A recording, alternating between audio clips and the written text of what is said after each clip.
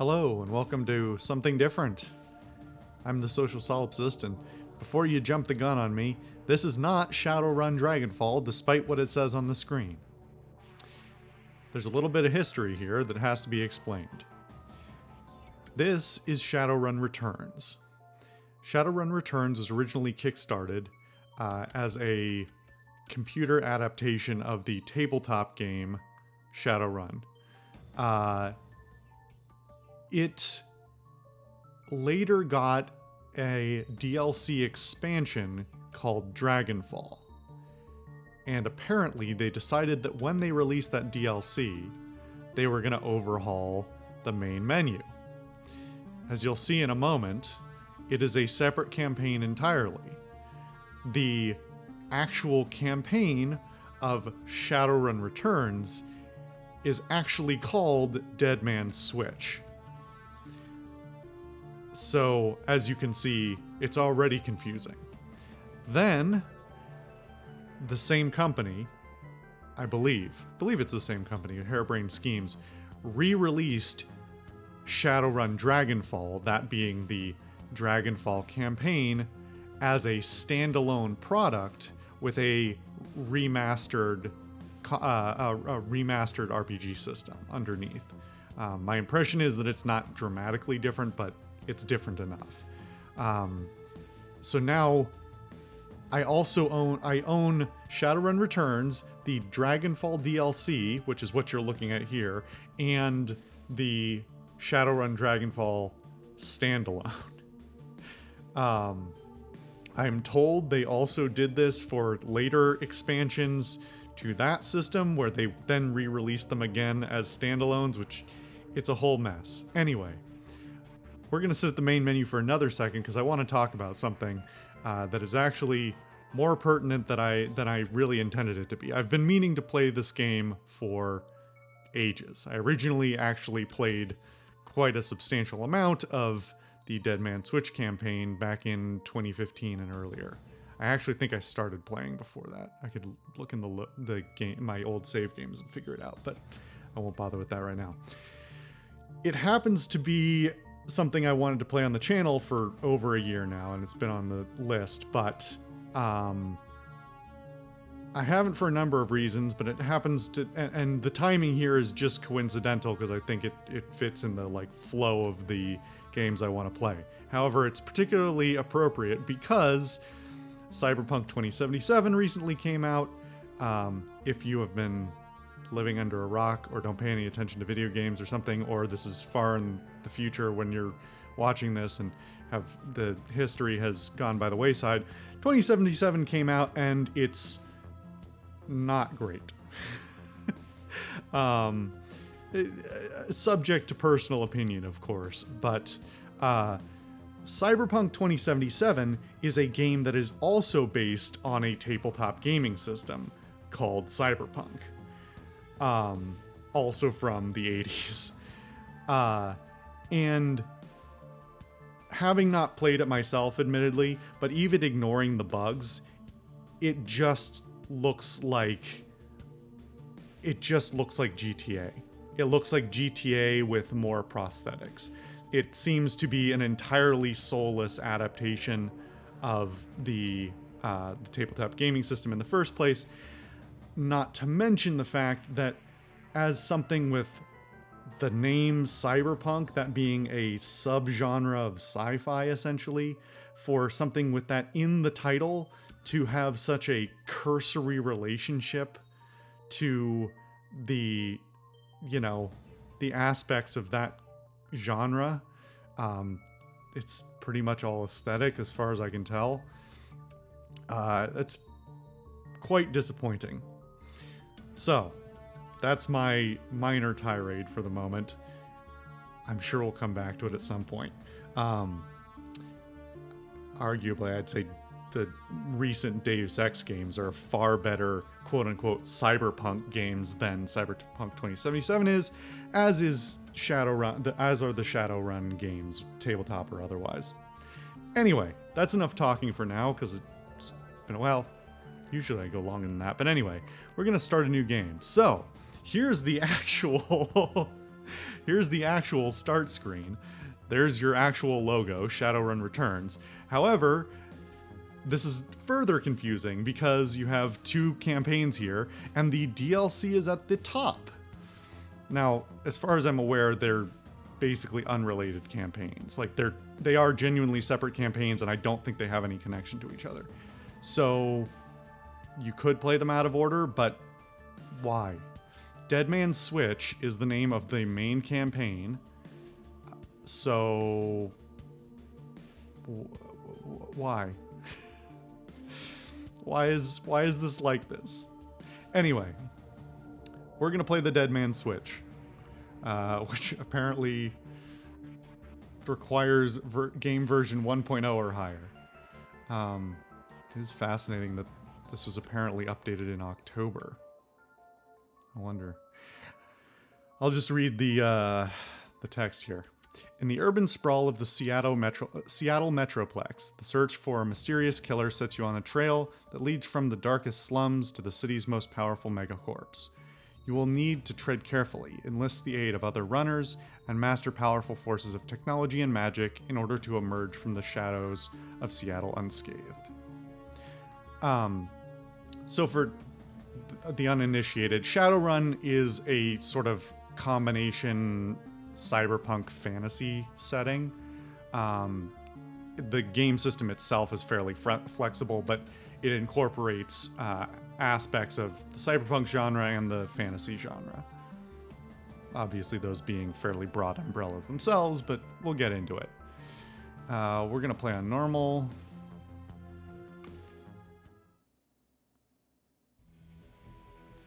All right. Interesting. Let's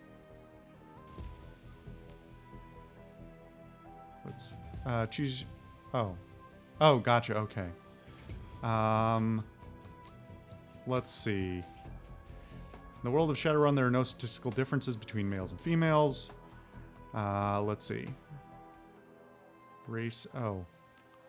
Can I unselect? Oh, I can't deselect the race to read the general tooltip for it anymore. Damn. All right. So, got your race, your gender, and your archetype. And as you can see, we've got humans, elves, dwarves, orcs, and trolls. This does have some fairly heavily fantasy aspects. However, it's all couched in this sort of, science fiction theming. I could go on a tirade about the idea of science fiction as a concept, as a genre, and as a theme. But we won't go there. We'd be here all day. So what am I gonna play? Let's see. Humans were the only race on Earth until the Awakening in 2012. Now they find themselves in the definition of average or even normal. They are still the most populous race in the world and thus control many of the most powerful, moneyed, and important positions in society. All humans have +3 to Karma to start the game. Maximum stats 9 across the board. Elves. Many people, especially other metahuman races, see elves as the most fortunate metahumans. They are more attractive and socially acceptable than the other metahumans. Elves are taller than humans but have a more slender build. Their hair is usually thicker, longer, and more luxurious than average, and their ears come to a point. All elves have +1 to Charisma. Max stats 9, 11, 9, 12, 9, and 9. It is interesting that the human max stats don't balance out in any way. They're not like 10 across the board where some have, you'd think elves might have a lower body stat or something like that, but nope. Dwarves are the shortest of the metahuman races. To compensate, their torsos and shoulders are wider than their size would indicate. Thus, their strength is equal to and sometimes greater than the larger races. A side effect of their metahuman nature is increased resistance to pathogens and magic that attack from within. All dwarves have +1 to willpower, higher body strength and willpower. Orcs. Orcs are the fastest breeding race and now are second only to humans in world population. Their size leads to an intimidating silhouette and a body that can take more physical damage than average. Orcs have pointed ears and intimidating teeth or tusks. All orcs have +1 to body.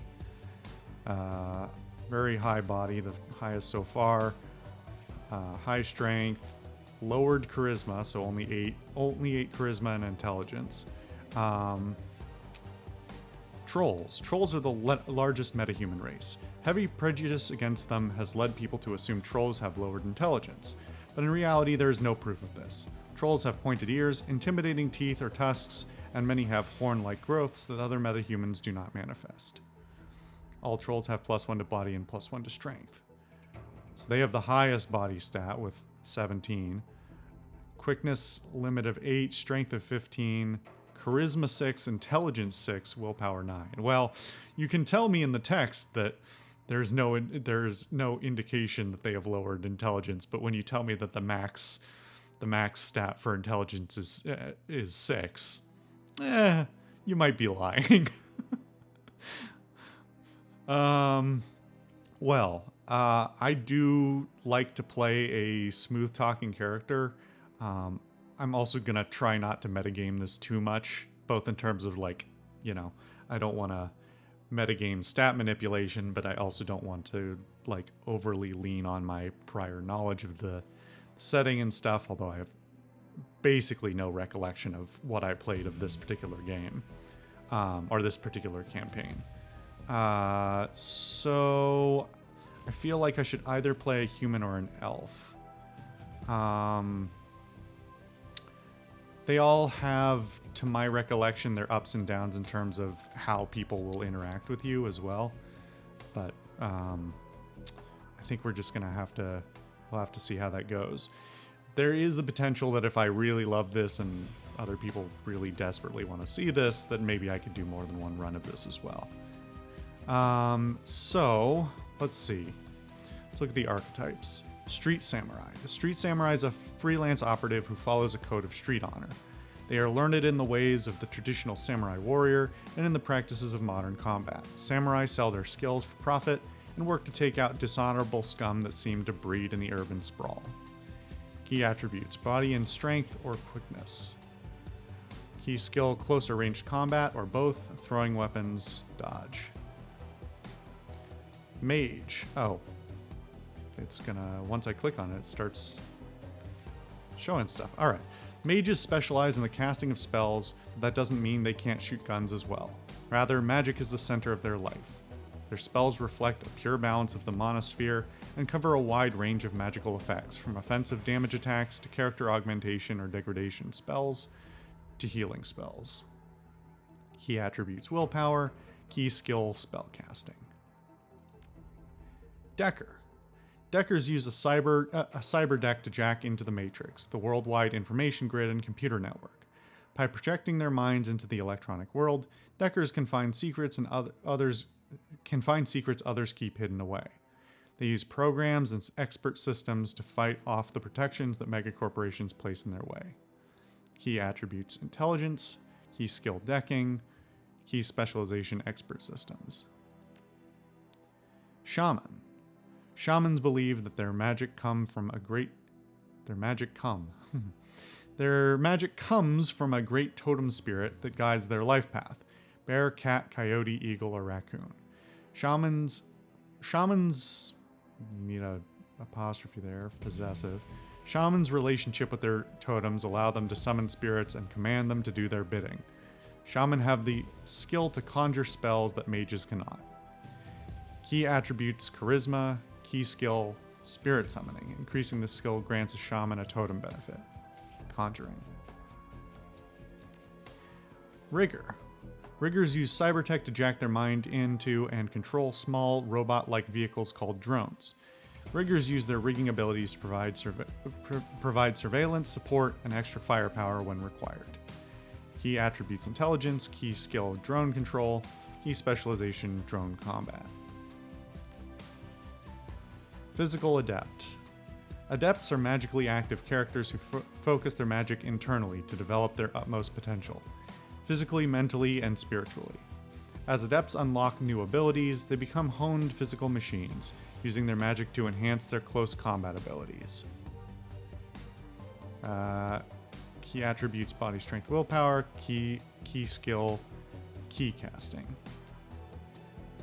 And also, if you feel comfortable with the way characters are built in Shadowrun, you may create your own character by mixing skills and attributes as you wish.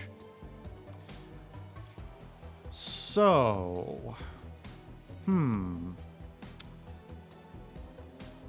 you know, I'm tempted to just go with a human.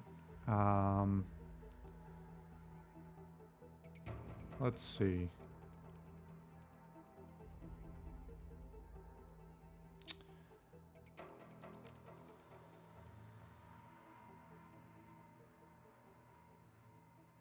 Dwarves have +1 to willpower.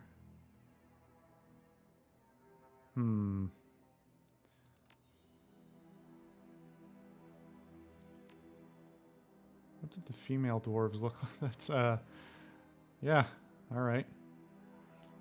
All female dwarves come with a mohawk, I guess. I mean, I was making a joke, but nope, that literally appears to be it. Hold on. Oh, okay. It actually changes based on the portrait you pick. Interesting.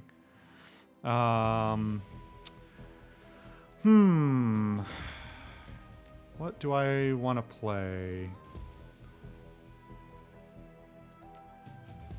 That's the thing I remember. Well, I remember enough about this game to feel like I had gone into it unprepared. Let's see.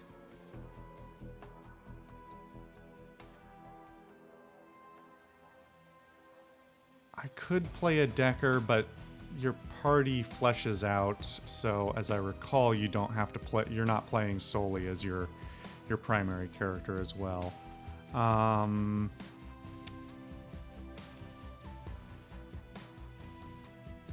Maybe I'll play a shaman.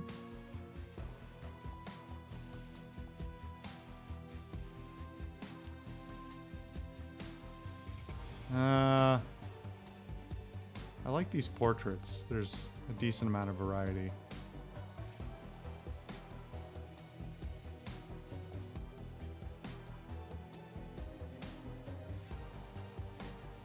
Ah, okay. So you can unlink it from the portrait if you want. Got it.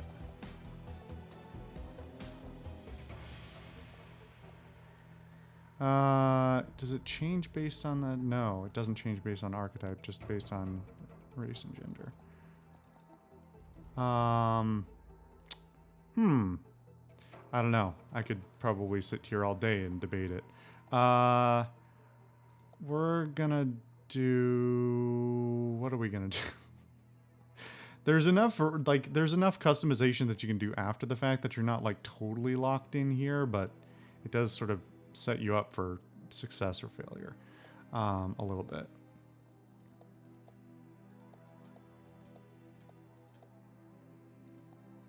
Something about that calls to me. Spooky eyes. Yeah, let's do this. Spend your karma. Karma represents the experience characters earn while running the shadows and achieving goals. Karma is used to improve attributes and skills. An attribute or skill rating can be increased by spending karma equal to the next increment of that rating. Thus, improving your body from 4 to 5 requires you to spend 5 karma points. You have some karma available now to customize your character. Okay, so I have 5 karma.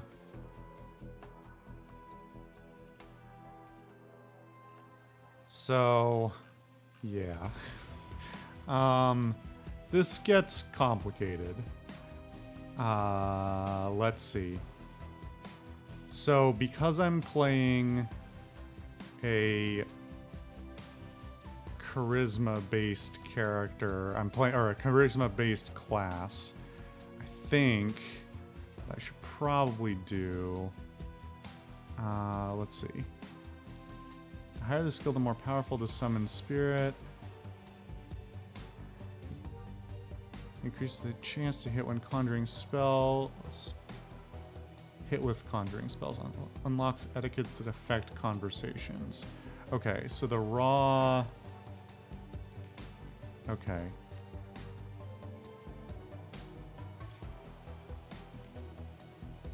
Increase spellbook slot.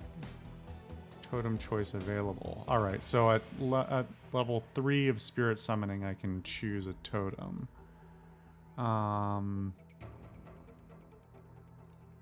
Interesting. Is that all of my point? No, that's not... Okay, so if I did that, it would be all of my points. Chance to hit with conjuring spells. Let's see. Can equip air barrier / increase spellbook slot if not yet unlocked. You know, I'm suddenly rethinking whether I want to play as a caster at all.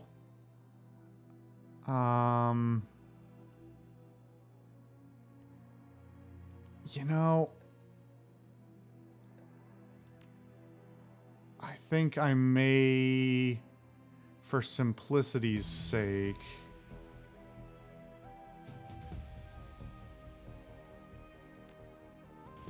man, now I'm rethinking everything.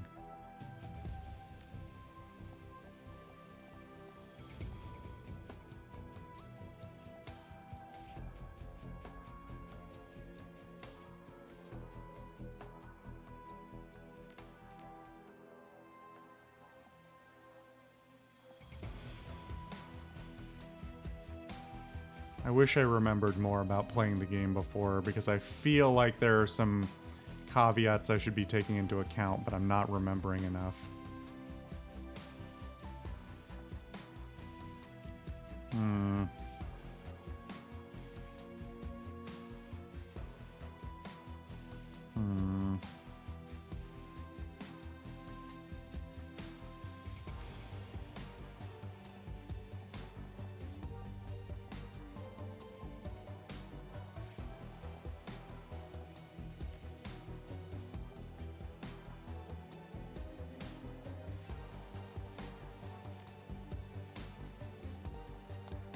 I'm just looking for a portrait that speaks to me, honestly.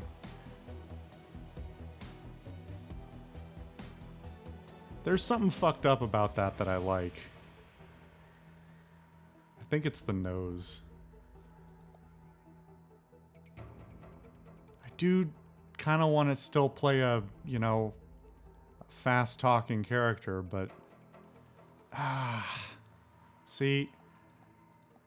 Listen, you knew this episode was going to be long when you saw that I was playing an RPG. I never quickly go through character creation in an RPG.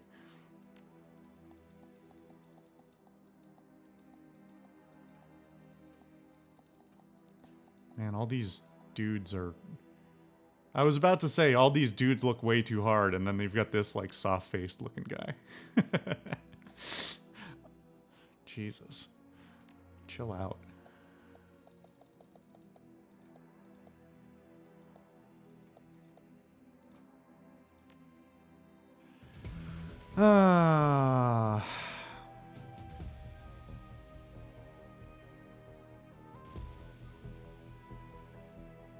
Maybe I am gonna play a... Maybe I am gonna play a shaman. Alright. You know what? I kind of like that design better.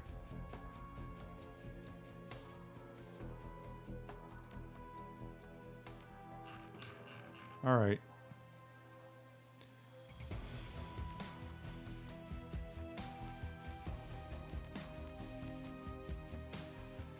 Bear is a powerful, gentle, wise... Bear is powerful, gentle, wise, and a protector of all the natural world. The power of Bear heals all friends within 3 of the damage from the most... Within 3 of the damage of the most recent attack. I don't know. Raccoon is cunning and curious with a strategic mind and a thief's insight. Raccoon grants a move bonus of +2 squares for 2 rounds to all allies in an area around the shaman when cast. Eagle is proud and keen-sighted. He sees all. The power of Eagle boosts all friends within 3 with a plus 15% to hit. Last 2 turns. Coyote is unpredictable and ever-changing. He is the trickster. Coyote grants all friends within a range of 3 with quickness +1. Lasts 3 turns. Cat is secretive, sly, and stealthy, and very hard to trap. Cat grants dodge +1 for 3 rounds to all allies in an area around the Shaman when cast. I don't know.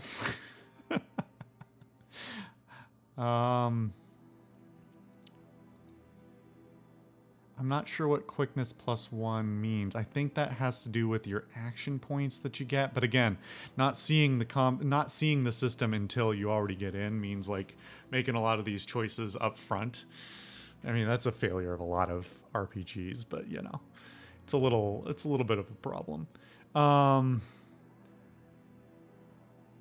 gonna go with that. And you know what? If we have to restart, we'll restart. Choose an etiquette. Etiquette is about knowing how to behave in various social situations. The right etiquette can give you an edge in certain conversations. Choose an etiquette from the list below. Choosing an etiquette does not cost karma, and each etiquette can only be chosen once. 0 out of 2.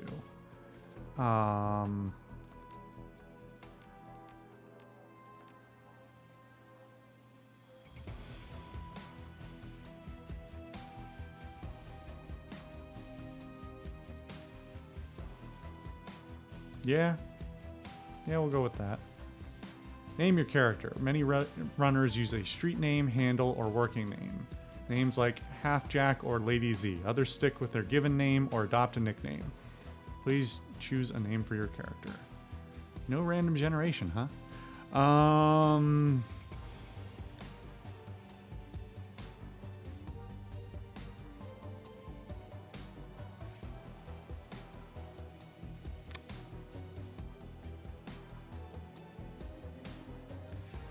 I don't know why this is what's stuck in my head, but...